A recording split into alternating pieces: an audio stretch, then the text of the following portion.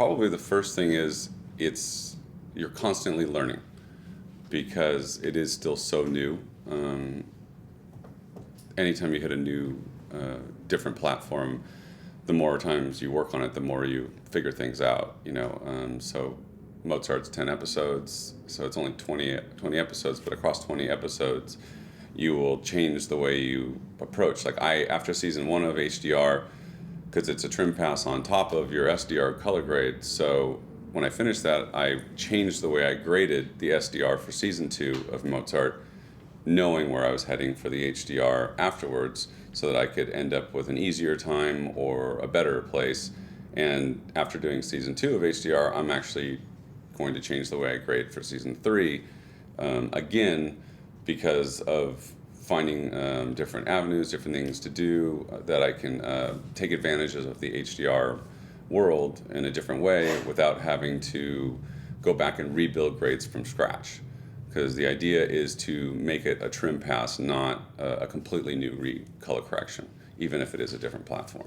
You started to touch on some of the things that HDR allows you to do by talking about a hot window, right, where you can bring out different detail that you weren't able to get to in SDR. Can you talk a little bit about how you would use that, how you would not use that? Do you use it all the time? Well, what do you do in those situations? The basic principle of doing and of course this is all just my personal opinion because color is totally subjective, as we all know, so everybody has their own avenue of doing it. But for me, the point of doing an HDR version is so that when someone looks at the SDR and then they look at the HDR, they go, wow. If there's no wow factor, it's like, what's the point of seeing the other version? So at the very least, your basic picture has an additional pop to it, extra life, a little extra depth. But like in season 1 of Mozart in the Jungle, they shot in New York, and they had this beautiful restaurant scene with all glass windows with the bridge outside. And you could almost not see the bridge because it was rated so hot in the exposures that in SDR we couldn't save the bridge. But when I got into the HDR, I was able to go back and rebuild all the keying and the windows, and you could see the entire bridge, so the entire scene. So that's a place where we were able to take advantage of it and gain a lot of depth and feel for the scene. Other scenes, where you may not want to see that, we burned the windows out on purpose because we're not supposed to be where we are. So it's literally very selective of where you choose to take advantage of the additional highlights, where you don't take highlights. Beach scenes where you have burned out clouds that would have looked really nice, you didn't have in the SDR, you're able to go back and build some windows and track those in and bring that back into play. So you talked a little bit about the depth that HDR now gives, right? And I can say, as you guys saw those images, you probably saw there's a lot more depth, right? You're feeling like you can see through, like you're looking through a window and you can see through it there. Why is that important? Why is that not important? What challenges come with that? What benefits come with that? There's really not a challenge to the additional depth. It's totally an added experience because perfect example would be you're either in a concert hall and you're from the back. It actually feels more like being in a concert hall, or you're outside on a long New York street. It actually will feel more three-dimensional without actually being three-dimensional. Whereas the SDR feels like a regular picture. It doesn't look different. You'll come from a tight scene where someone's in an alley and swing out, and it's like, wow, I feel like I'm seeing the whole street. It's not just the fact that you're actually able to see the detail in the buildings that were burned out, but it actually creates an illusion of 3D, which, depending on your project, is going to be different. If you're in a small, drama where you're just talking back and forth, talking heads the whole time, you're not going to have as much of an advantage for that. But take like The Martian or any other space movie, that's going to really, really help you feel, different. It's going to make you feel like you're out there much more. Sort of like, I only go see movies in 3D that are going to really take advantage of it, not just for the 3D thing. I'll definitely go see any space movie because I want to feel that difference. So a movie like that is really going to be able to take advantage of it because it already has it, and then it'll accentuate it even more, and make you feel, like I said, a different experience. And it's not the same thing. So it all depends on the content, where you take advantage of that more, where you feel the advantage. Very in your first statement, you said that you start with the SDR first, and then you move to the HDR. Some colorists may prefer to start with the HDR, move to the SDR. Some creatives might prefer to move from the HDR to the SDR. Is there a particular reason that you choose to start with the SDR and move to HDR, or? Well, I don't know of many people who are choosing, I should say many colorists who are choosing to start with the HDR before the SDR. There are a lot of people who are not in the chair who are saying, why wouldn't you start with the highest quality version first and then do the lower quality version like we do all this other mastering work? Well, the big difference is they are different. They are not the same. It is not just we went from standard def to HD or from HD to 4K UHD. So it's just a better looking version of the same image. It is very different. Your eye interprets it different. You can't make the same color decisions. If I color the SDR first and then I put that up as my reference CTM, and I'm doing my HDR pass. Pretty soon you're looking at your CTM and going, this looks awful. It looks like mush, but in your head you're like, I know this is correct. I know this is right. I have to honor this look that the creatives have had me make and do the best I can to take advantage of HDR, but have it feel here.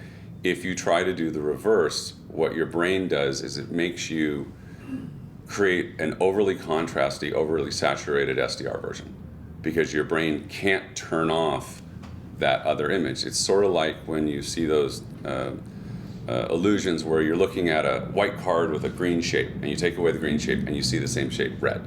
You can't say to your brain, don't do that. It just does it. And it's the same way with going from HDR to SDR. It just does not allow you to make the same decisions as you would. And I would lay money if you had somebody time something in SDR and then took it away and then single stimulus had them do it in HDR and then do the reverse, they will not come out with the same SDR version. They will come out with in my opinion, a worse SDR version because it will be based on them looking at the HDR to SDR. Any questions so far before we continue? Oh, got one in the back. Bridge example. Why can't you make an SDR and see the bridge too? Because it was rated up so high, you can only bring the clips down so far before the video folds down on itself and keep the mids up. To see the bridge, I could have, but I would have had to bring the whole picture down so that I could bring down, because you only have so far that you can bend, and then all of a sudden it all starts folding over on itself, the video signal. Make a window? That's with windowing and everything. The only way you could do it, which is not really cost effective, is if you paid to have somebody roto and build you mats for the interior, because the transition is too small to hide for traditional windows how different that color correction has to be. So this show was shot raw? Yes. And that's one of the things I've been warning DPs this pilot season. I'm like, don't get a false sense of security in your highlights and what you're going to see when you get into timing. Because everybody is going through LUTs for all their dailies, which are using film curves, which are rolling them over in a different way than color correctors can roll them over. It can roll them over in a way that softer and further down than a color corrector can before it starts folding over on itself. Okay, so you mentioned film curves. How does what you're doing now with video compare to what people did with film? Was film at a higher dynamic range than what we have when people were projecting celluloid prints in motion picture theaters just a few years ago? Did that have as high, or did it have a higher dynamic range than what you're trying to do with HDR? So you and I talked a little bit about it during the break, but just for everyone's benefit. Of course, there's a difference between the theatrical projection and the home projection. The theatrical projection with laser primaries can get it really dark and can include benefit of local contrast. It's hard to answer what's the specific difference in contrast ratio from what you could get from a certain print stock. But what I can tell you is because you have laser primaries within projection, they're able to turn off certain sections of the image to give you pixels next to each other that are of different luminance values. With film, with a single bulb behind the film, it had to obstruct light still. So if it didn't fully obstruct light, you would get a lifted black level out of it still. Yeah, they call it the D-max. But when you were blacks were incredibly black. And It's so, more important to make the black black than to make the picture brighter. I would agree with you as well. So in addition to the theatrical, we have the home. In the home screen, we have two different types that are primarily in the market, LCD and OLED. The differences in these technologies are actually great for what they can present to HDR and why the UHD Alliance has two different specifications. The LCD uses a local backlight dimming technology, which is panel-based, not pixel-based, which means a certain panel is going to have to dim down or up, depending on what all of the luminance within that square is supposed to be. Again, what you're going to end up doing is lifting the black level at a certain point because it has to push higher brightness. If you use OLED, each pixel next to each other is illuminated differently. So similar to laser primaries in the theater, an OLED can give you a better local contrast and make a black pixel. This is why, for one of the reasons that we prefer using the X300, because it gives us that local black on every pixel, or that local luminance on every pixel, not based on a panel on the back. The problem is you can't control the ambient light in somebody's living room. 100% correct, and we've never been able to do that. So when we graded 100 nits, one of the reasons these TVs have pushed to 300 or 400 is because they know somebody's watching it in a bright room, and we graded in a dark room. So that's the purpose of that, is really to balance out somebody's watching it with all their lights on. Similarly here, we just need a target. We need to know what we're grading to, and then if somebody watches it in the right environment, we know that it'll be right, or at least as close to right as that television can represent. We can never control the living room. The reality is there's technology out there like the Philips Hue bulb, where you could control the living room with your movie, but I don't know, 1 in a million homes might have that. So it's not something that's yet scalable to a point where you can actually control the environment that somebody's going to watch it in. And it also doesn't say that the consumer is actually going to want to watch it in a dim environment. Yes, sir. Two questions. One, by doing the two masters, is this effectively doubling the cost of the color correction for a producer? Well, that's why we're trying to make it a trim pass, so it's not double. First season of Mozart was a complete regrade. It was a complete, start over and build the exact same thing as the first season. Season 2 was not. It was a trim pass on top of my live grade, which is why it's so important to build your grade so that it can be used as a starting point, because you don't have to rebuild all that windowing, you don't have to redo all that tracking, you don't have to build all that. You're supposed to be able to take it and just take your color space and take it from 709 to P3 as a starting point. And then the difference, the main difference is adjusting contrast, because when you throw it right up on an HDR monitor, it's way too hot. You've got to rein it in, and then after you build that default rein in, then it's going in and seeing what didn't work, which windows. Like I've mostly seen, if you have a window, the darker you've made it, it's going to double it up. It's going to 10 times that. So it's going to be even darker and even more saturated on the HDR. So you'll have to open it up and desaturate it. And conversely, any windows where you've lifted it to dig some daylight, you'll end up with this floating ghosty shape, and you have to go in and fine tune that. Anything in the middle third seems to hold pretty well. So if you have a show that does almost no windowing and you color grade it a certain way, you're going to have a really quick trim pass, because you're going to be able to just take a whole scene. I've had some where I've done a whole scene where I had no windows in it, and it was a single correction across the whole thing, going from SDR to HDR. Just that one offset of take off these 4, put on these 4, and I was there. So that's the whole reason of trying to in my mind, change my grading so that I still get my SDR exactly where I want it, and I can get to my HDR very, very quickly. Okay, I guess the second part of it is, how do you reconcile the fact I have a friend that just watched Mozart in the Jungle, all of it on their laptop? Well, I buy a little bit of all the different devices just so I can see how different they look. Before streaming started and we had just some DVDs coming out, people could go buy the DVD. My theory was I color grade for the DVD, because it's the only one that actually, when they bring it home and put it in, that's going to be the accurate representation on somebody who has a decent television set. Because it's almost impossible to chase everything. Laptops, the biggest problem is it's contrasty, it's washed out. It's really not so much the color, the hue, it's what are they doing contrast-wise. So for me, what I try to do on my shows is make sure I'm not leaving anything in the lowlights that if they open it up, they're going to go, God, look at all of that. Because, you know, or if like you're doing a murder show and you don't want to see the killer, you got to make sure, and this actually comes from my time I spent in DI, where you would build windows for timing for the theater, and you go in and do the home deliverables, and it all falls apart. And so basically you started to grade with the intention of, okay, it's got to look good here and there. So it's the same kind of thing. You got to think ahead of time, you know, okay, how is this going to look there on this? You know, you're not going to gain detail back in your highlights if somebody's doing this with their monitor or any other device, but you will gain low light detail if you go home and you have an LCD and you sit off skew of it and you watch a lot of TV. You can see people's windows floating around the screen if they don't blend them well enough. If I sit on this side of the big L couch in my living room, I can sit there and watch all kinds of windows on television shows if I'm off skew from it. And that literally doesn't have to be that way. You can still have it hidden. It's just once you see down into the bottom, you've got to take the time to blur it out and make sure it doesn't work. So that's all you can really do. You can't guarantee they're going to see the right contrast, but you can still guarantee the experience is going to be nice. Any other questions? Yes, sir. You talked about the difference between SD and UHD and bright scenes. What about a dark scene? Dark scene HDR versus SDR? Yes.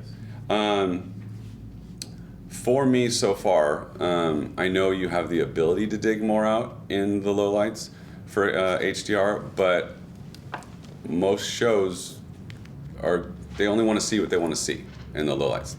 Most shows are not looking to dig stuff out in the lowlights. So I'm always sitting my lowlights right on the same place. The only difference is how quickly it transitions from that darkest up. So for me, it's just I can make it feel really close to the same darkness of the scene. The only difference is like it'll be crisper is the best way I can put it, because the highlights will be a little poppier, but all the feel of the scene will still be as dark. Any other questions? All right, well, I'll ask one. Is there any different skill set, tool set that you would have to use? Is there any limitation, benefit that you get from these different screens? What's different about your actual work, your hands-on work? Well, that's two parts. There's my personal preference is to not work in a workflow that doesn't let you still have your raw as you're grading HDR after SDR. I still want to have my raw with my live grade with my full color correction tools. Some of the workflows out there don't do that. They take what you have and they give it to you embedded, and then they give you a limited tool set. Disadvantage, obviously, is because you get to a scene, you're like, oh, I want to do this. You can't. You're stuck. It's like if someone gives you an already LUTed image and it goes color cracked. Or take it back to when we would transfer film dailies for television, and you get in to do your color timing, and you'd be like, the dailies colorist, handcuff me. We have to retransfer this flatter. It's the same kind of thing. Why would you do that when you can have the raw? The other part is the monitor side of it, and that is really knowing what the creatives on the show wanted. And that to me is the number one thing, is honoring the intent of the mood, the feel, and the interpretation that everyone wanted for the show. So it may be a wowier, poppier, version of the show, but the one thing every DP has told me, because I've had multiple DPs on Mozart, and I've done some other small things, they're like, honor the photography. No matter what, I don't care how poppy it is or what you do as far as making it HDR-ish, just honor the photography so it still feels the same. So it can feel different, it can look different, but it can feel the same. Sort of like you were saying about the dark scene, it's still got to feel dark. But instead of just because I can dig out the low light doesn't mean I should dig out the low light. So it's the tools are there if someone really wants to do it. Like someone may, like I've had some shows where it just doesn't feel surreal and overcranked enough because no one will let me do this for SDR. No one will let me take it that far. And then I can see them going to HDR and going, now I can. Now I can really make this, a crazy, drug-induced experience or something like they were really, wanting to do. So that's that's a place where you would really take advantage of the tools and have different experiences, a different, totally different version to be like, or you could see a creative going, I did what I could with the SDR, but you got to see the HDR to see my intention. Sort of like a director going, my director's cut is what I intended. I know this is what they released. Do you have, are there any limitations that you run into in either how the content is shot or how the screen is set up? And any limitations in what you would want to be able to do that you can't? So far, everyone is shooting it like they always have, as if they're shooting film still, most of the time. Going for my best exposure, I want my faces at the right levels, I want my detail at the right levels, I want to burn this out, I don't want to burn this out. So I haven't had somebody going, I'm going to expose this way because I know in HDR I can do this. I'm not worried about having that detail here because I'll get it in HDR. Everyone wants the best image in SDR, so no one has modified that yet. They've only maybe accentuated things in HDR. So far, no. Okay. And then I know that you graded, for instance, on the X300 for the Mozart and Amazon work. Is there do you feel limited in any way by that screen? By the X300? Yeah. No, it's actually really color accurate. The biggest difference is working on the plasma versus the OLED is you've got a different black quality. And the best way I can describe it is how and this is really funny to think about a plasma that has these rich blacks being the one that actually has the blacks you can see into. Sort of like how when you're in the theater you can see into the blacks even when it's a dark scene and you're watching a film, and you watch it on your TV and it is jet black. It's the same kind of thing when you're looking at your plasma versus your OLED X300, and this is all the OLED technology for that matter, where it is making these blacks that are just super black. And that's great for a show that you take your blacks and you sit them right down the bottom and you want black blacks, and you can just make the same black blacks on the other one. But when you have a show like a bunch of season 1 on Mozart, it was a lifted black. It was supposed to feel filmic. It was supposed to be able to see into the blacks. Honoring lifted blacks and floated blacks on an OLED, and even more so in HDR, is more challenging because it's trying to crunch it down automatically just by the technology. So you have to play a little bit more with the blacks. So that's really the only difference. Otherwise, it's really color accurate. Yeah. Yes, sir. Are you finding any specifics or limitations on the camera capture devices between all the manufacturers? I'd say the biggest thing is I still see more, and this is an SDR as well, I see more noise in the low end of the Sony, the F55, X65 in SDR. Well, as we try to hide it in there, you have to try to hide it even more on the HDR because you're seeing into the blacks more. So you really have to make sure you're keeping your blacks down, or otherwise you'll end up with incredibly noisy blacks. Outside of that, and everything seems to be carrying across as Alexa it is. versus red or? No, they're all everybody is. I've been able to come up with all images I'm happy with, and I'm not disappointed with more than I am in the current world. Any other questions? Okay. Anything else you want to add for final thoughts or comments on? Have you graded for Dolby Vision yet? I have not graded on it yet. No, I'm actually. I was supposed to yesterday, but I didn't get to. I would have had a little bit more information for you, had I. I know that part of what they want to do is do them side by side, is what I've heard, and you have a limited tool set for when you do the SDR. So my brain is not looking forward to seeing both at the same time and trying to make both decisions at the same time. But I'm open to go in and see what it's about and see what I come up with. My ask is going to be, after we do this, can I please just grade the SDR on its own and see what I come up with, to be able to show, is this really the best? Whether I'll get to do that, I don't know. It's it's just like one color corrector versus another. You don't know until you actually play on, for sure. And so Technicolor does have colorists who have worked on Dolby Vision, both theatrical and the Pulsar grade. And yeah, each colorist, they're artists, they have their own experience, they have their own feedback. But Technicolor, back to our open approach, we do make every piece of content. right? So if it's a Dolby Vision grade that the customer wants, we'll make that. If it's an open standard version that the customer wants, we'll make that. It's not that we push one over the other. Any other questions? Okay, final thoughts? I would say see as many different images as you can on the difference. Like if you can see a bunch of different demos of SDR versus HDR, see as many different images as you can, because every different show it's a different interpretation. It's a different, there's different advantages, taking advantage. Some come in with a mandate of, I want you to clip and crush everything exactly like I did on SDR, so that's going to be a different experience in HDR versus someone who tries to take advantage of it.